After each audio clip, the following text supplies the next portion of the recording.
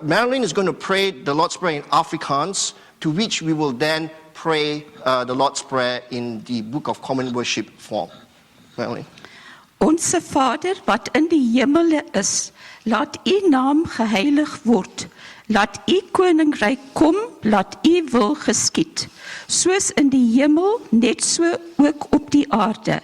Gee ons vandag ons daaglikse brood en vergeef ons ons skulde, soos ons ook ons skuldenaars vergewe. Lei ons nie in versoeking nie, maar verlos ons van die bose, want aan u behoort die koninkryk en die krag en die heerlikheid tot in ewigheid. Amen. Amen. Our Father in heaven, hallowed be your name. Your kingdom come. Your will be done on earth as it is in heaven. Give us this day our daily bread.